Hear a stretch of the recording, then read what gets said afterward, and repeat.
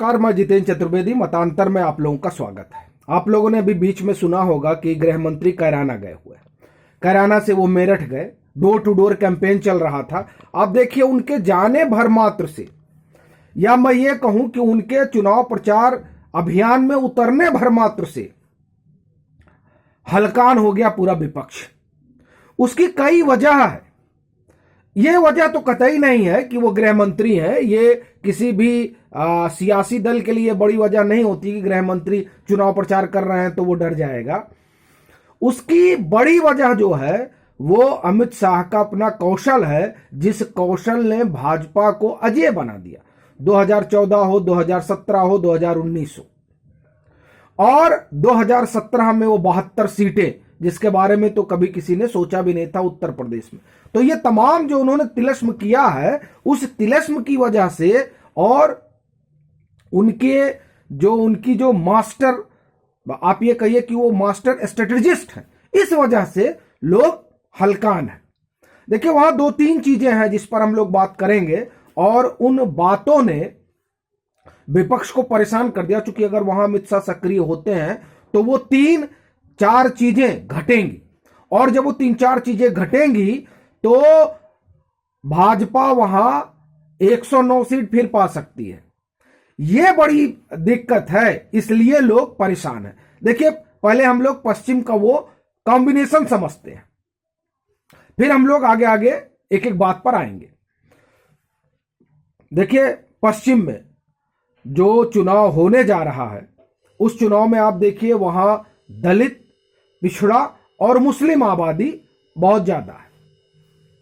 वहां बहन जी का स्ट्रांग होल्ड इसलिए रहा चूंकि वहां ब्राह्मण जो है वो मिल जाए, दलित में जाटो है वो मिल जाए, और फिर मुस्लिम आबादी मिल जाए, तो चीजें जो है समीकरण बदल जाते हैं। लेकिन मैं इसमें एक चीज आपको जोड़ूं, संजय पासवान ने एक लेख लिखा था इंडियन एक्सप्रेस में, मैं भी कहीं पढ़ रहा था। उसमें वो लिखते हैं कि दरअसल दलित मुस्लिम गठजोड़ जो है वो, इसकी बात अगर वाकई में ऐसी कोई चीज होती तो 2012 में बसपा की हालत खराब ना होती।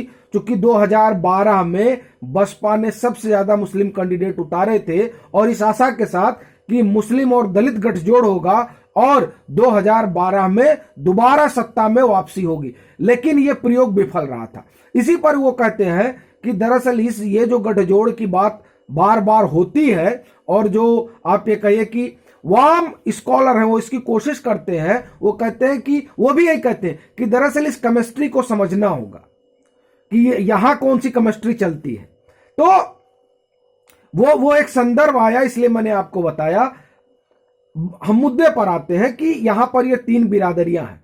इन 3 में अभी का जो समीकरण बनाया गया है, उस समीकरण की जो आधारशिला है, वो आधारशिला 5 सितंबर को रखी गई। देखिए, उसके पहले यहां पर जाट और मुस्लिम ये गठजोड़ रहा है, और ये गठजोड़ इतना पुख्ता रहा है कि यहां पर किसी की दाल नहीं गली है सिवाय कल्याण सिंह के। उन्होंने वो चमत्कार कैसे किया, उस चमत्कार आने पर पहले हम 2013 की बात कर लेते हैं। तो 2013 में जो सांप्रदायिक सौहार्द बिगड़ा पश्चिम का, उस वजह से जाट और मुस्लिम गठजोड़ टूटा।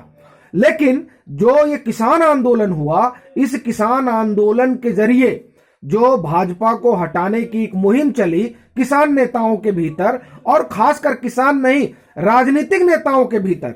क्योंकि ये जो किसान आंदोलन है, इस किसान आंदोलन में अगर आप गौर करें तो किसान कम, राजनीतिक कार्यकर्ता ज्यादा थे। तो उनकी वजह से 5 सितंबर को एक फिर से कवायद हुई कि इनको जोड़ा जाए, मतलब जाट और मुस्लिम गठजोड़। ये जो गठजोड़ हुआ, उसके बाद में सपा और रालोद का गठबंधन होता है। तो ये जब गठबंधन होता है तो इस गठबंधन से एक चीज ये होती कि नहीं, यहां पर चीजें अलग हो सकती हैं। लेकिन आप देखिए कि अमित शाह का क्या कॉन्फिडेंस है। उन्होंने कहा कि नहीं, वो आप पीछे का उनका कोई भी बयान देख लीजिए, वो ये हमेशा ये कहे कि पश्चिम में हम बहुत मजबूत स्थिति में हैं। उसकी बड़ी वजह कल्याण सिंह का वो फार्मूला है। लोग बताते हैं कि जब अमित शाह आए उत्तर प्रदेश 2013 में, मतलब जब उनको एक तरह से समझिए कि यहां पर महासचिव बनाकर भेजा गया और कहा गया कि साहब अब उत्तर प्रदेश तो आपके ही पास है, तो वो कल्याण सिंह से मिले और ओबीसी की वो बिरादरियां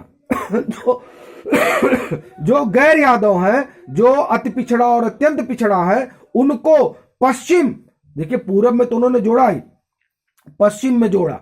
निषाद हो गए, कश्यप हो गए, प्रजापति हो गए, सैनी हो गए, ये जो मौर्य, कुशवाहा, कौरी, सैनी, ये एक ही समूह में आते हैं। सैनी हो गए, इन लोगों को उन्होंने जोड़ा। ये जो गैर यादव बिरादरियां हैं, आप वहां टहलेंगे तो आप पाएंगे कि किस तरह से ये अपने आप को, जो दो पार्टियों की वहां सत्ता रही उसमें अपने आप को वंचित पाते रहे। तो इन लोगों का जो समीकरण कल्याण सिंह ने बनाया था वो बताया और उसको अमित शाह ने दोबारा, आप ये समझिए कि जमीन पर उतारा, जो कल्याण सिंह के बाद और कोई नेता उतार नहीं पाया था। और दूसरा, दलित में गैर जाटों, इनका उन्होंने एक समुच्चय समीकरण बनाया। और ये जो डेडली कॉम्बिनेशन हुआ, इस कॉम्बिनेशन ने 2014, 17 और 19 उसी जब अमित शाह जमीन पर जैसे ही उतरते हैं, लोगों को इस बात का डर सताने लगता है कि वो जो समीकरण है वो समीकरण फिर से रिवाइव होगा। क्योंकि वो जब उतरे हैं तो वो यहां टहले हैं, उनके सारे पुराने संपर्क फिर से उनके संपर्क में आएंगे और वो दौड़ाएंगे सारी चीजें कि किस तरीके से वो पुराना जो समीकरण था उसको लाया जाए। और उसमें बहुत हद तक मदद जो है वो गठबंधन के आपसी जो है खींचतान भी कर रही है। अब खींचतान में देखिए टिकट बंटवारे को लेकर किस तरह से खींचतान हुई, मैं उसको दोहराऊंगा नहीं, बस आपको सरसरी तौर पर बताऊंगा। सिवाल खास हो गया, बागपत की सीट हो गई, फिर माठ सीट हो गई, फिर मेरठ हो ही गया, मुजफ्फरनगर, ये तमाम चीजें। फिर आप देखिए इसमें जिस तरीके से बहन मायावती ने अपने कैंडिडेट उतारे हैं, उन कैंडिडेटों ने भी गठबंधन के लिए समस्या क्रिएट कर दी। और अंतिम चीज कानून व्यवस्था, कैराना में जो हुआ वो ये बताता है कि वहां कानून व्यवस्था की स्थिति क्या रही। क्योंकि वहां मुख्यमंत्री भी जाकर मिलते हैं उन लोगों से जो पलायन कर चुके थे और जिनकी घर वापसी हुई है, जो लौट कर आए हैं अपने घर। और फिर गृह मंत्री वहां जाते हैं और डोर टू डोर कैंपेन करते हैं और मृगांका सिंह उनके साथ होती है और कहते हैं कि बिटिया साथ है, इस बार इसे वोट देना है। पिछली बार जो वो हारी थी, वो हार की बड़ी वजह यह थी कि परिवार में ही एक साहब खड़े हो गए थे और 19-20 एक हजार वोट उनको मिल गए थे। इस वजह से मृगांका सिंह हारी थी और माना जा रहा है कि इस बार कैराना सीट श्योर है निकल रही है। तो वो जो समीकरण और कानून व्यवस्था की लचर स्थिति, कानून माफ करिए, किसान आंदोलन से जो उपजा आक्रोश था, वो किसान कृषि कानून वापस लेने के बाद और किसान नेताओं में अमित शाह की अपनी पैठ, इन तमाम चीजों ने पश्चिम का समीकरण अब यूं कर दिया है कि भाजपा वहां 109 पा सकती है। यह स्थिति हो गई है दोनों, अगर हम वो 136 सीट मिला ले पूरा तो। इस वजह से विपक्ष हलकान है कि कहीं हमारे लिए कुछ बचे ही ना। यही कारण है कि उनके उतरने मात्र से वहां का तुक ताल बदल गया है पश्चिम का। अभी के लिए फिलहाल इतना ही। अगर आप मतांतर से नहीं जुड़े हैं तो कृपया जुड़िए। और सबसे बड़ी चीज, अगर आप पश्चिम से आते हैं तो कृपया अपना नंबर जरूर साझा कीजिए, ताकि और जो कुछ वहां चल रहा है उसके बारे में आपसे ज्यादा से ज्यादा जानकारी मिल सके। और अगर आप खुद मतांतर पर आकर बताना चाहते हो तो उससे बेहतर तो कुछ हो ही नहीं सकता है।